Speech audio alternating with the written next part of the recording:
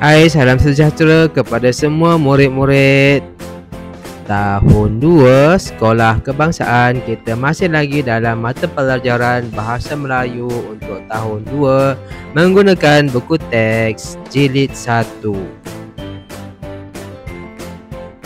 Topik hari ini kita akan belajar topik jiran sepakat di muka surat 34 dan 35. Ya, muka surat 34 itu bersambung dengan muka surat 35. Kemahiran pada hari ini ialah kita membaca dan memahami isi tersurat daripada perenggan muka surat, daripada karangan muka surat 34.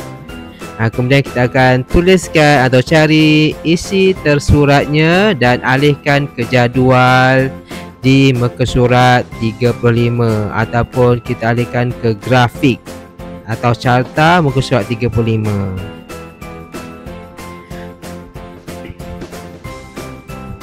Sebelum tu kita perlu faham dulu apakah maksud isi tersurat.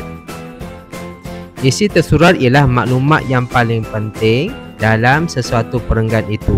Maklumat yang paling penting, yang terpenting di dalam perenggan. Biasanya isi tersurat ini terletak pada awal perenggan ataupun pada ayat yang pertama.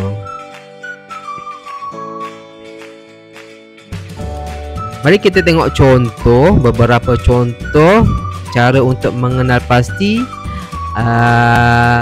idea tersurat, isi tersurat.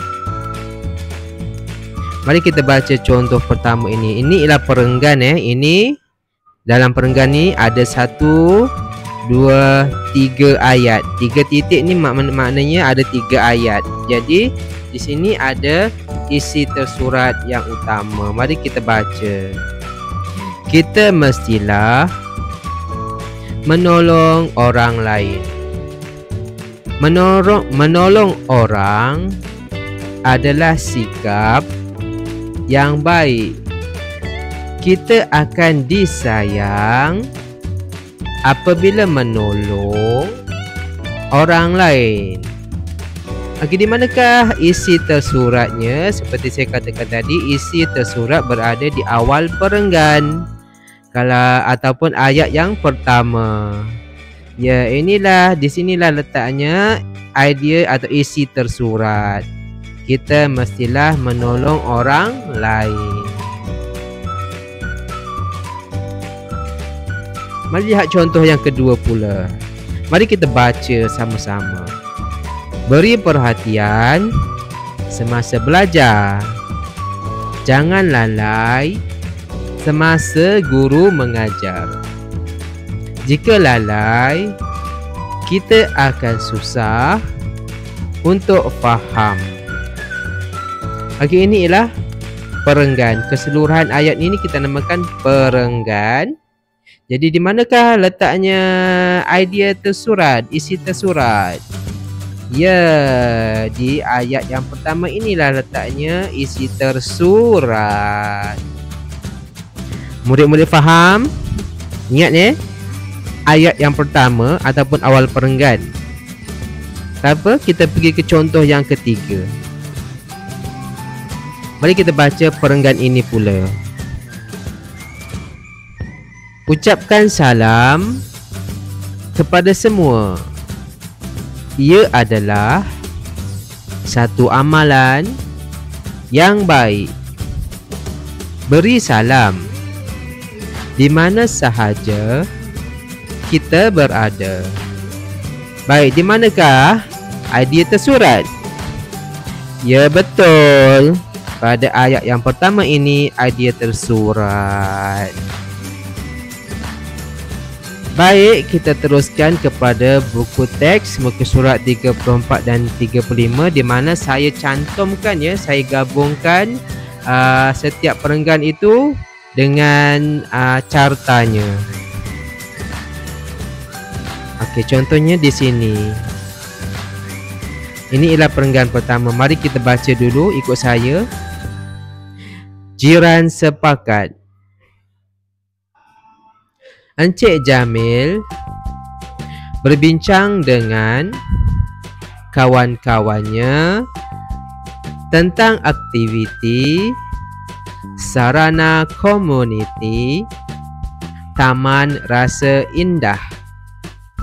Mereka bersetuju untuk mengadakan kelas bimbingan bagi anak-anak mereka. Di manakah letaknya idea tersurat? Ya, di tempat yang pertama. Ayat yang pertama ini ialah idea tersurat. Jadi kita tuliskan contohnya di sini. Telah pun dituliskan contoh isi tersurat. Sama kan? Okey, sama. Ingat, isi tersurat berada di awal perenggan atau ayat yang pertama pada setiap perenggan. Okey, seterusnya perenggan yang berikutnya. Mereka membuat keputusan.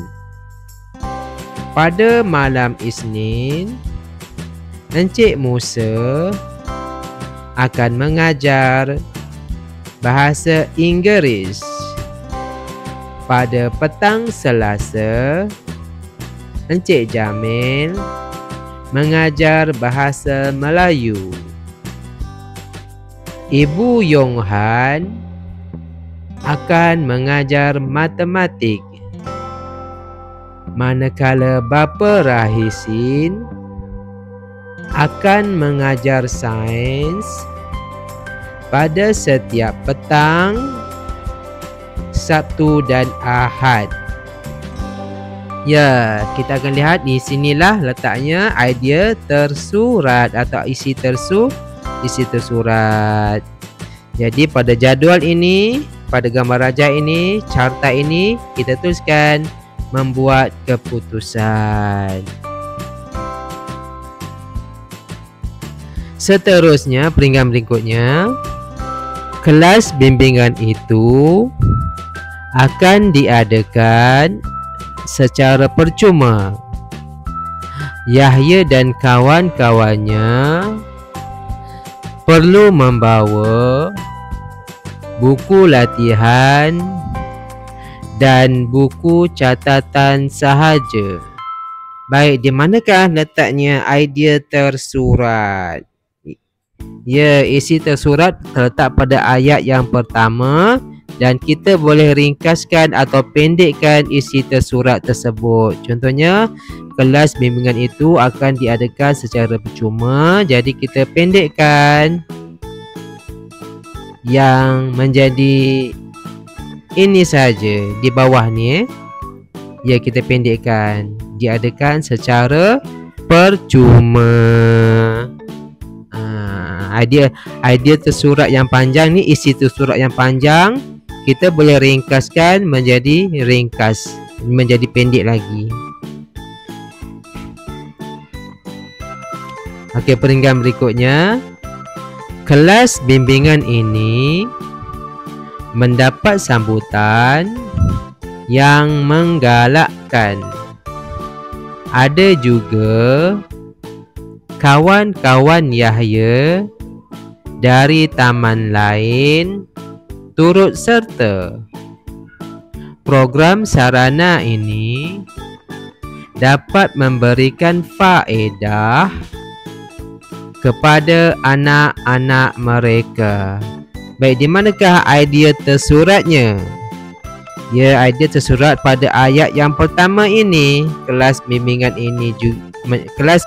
ini mendapat sambutan yang menggalakkan. Ini ialah idea tersurat yang panjang dan kita boleh ringkaskan atau pendekkan. Kelas bimbingan ini mendapat sambutan. Dan kita tulislah di bawah sini, kita ringkaskan lagi, kita boleh pendekkan lagi, mendapat sambutan. Ya, idea isi tersurat ini kita boleh ringkaskan, ya, kita boleh pendekkan. Baik, kita telah habis meneliti buku teks. Mari kita pergi membuat latihan di buku aktiviti muka surat 42 dan 43.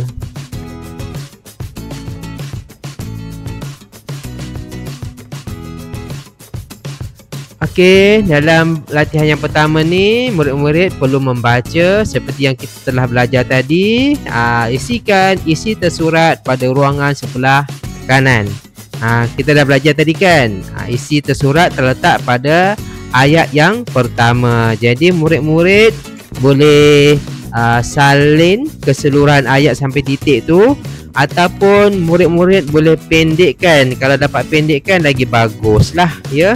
Tapi kalau murid-murid tak pandai nak pendekkan, murid-murid boleh salin je isi tersurat pada barisan yang pada ayat yang pertama. Sila buat sekarang.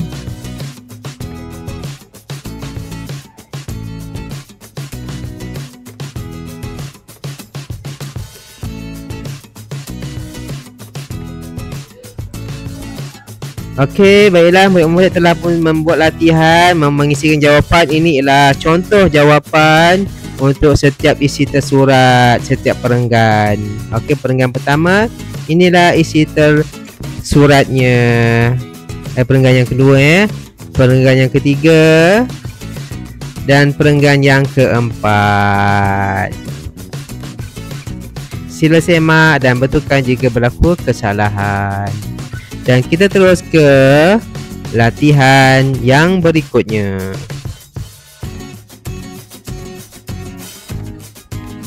Muka surat 43 pula. Baca dulu petikan ataupun karangan di atas. Baca dulu. Aktivitinya sama saja. Cari isi tersurat dan salinkan pada garisan yang di bawah. Perenggan pertama, apakah isi tersurat dia? Perenggan kedua, isi tersuratnya. Yang ketiga ni untuk perenggan ketiga, dan nombor 4 ni untuk isi tersurat pada perenggan keempat. Seperti yang caranya sama juga seperti saya sebutkan tadi. Ianya isi tersurat berada di ayat yang pertama ataupun awal perenggan. Sila buat sekarang.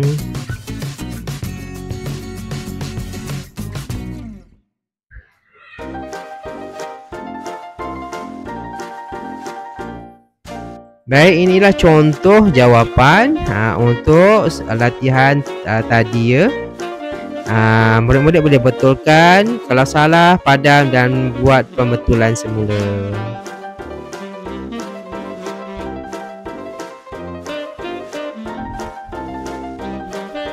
Baiklah, kita berada di aktiviti yang terakhir, iaitu pengayaan. Marilah kita jom eja perkataan-perkataan ini. Eja perkataan Inggeris, bimbingan, diadakan, mengadakan.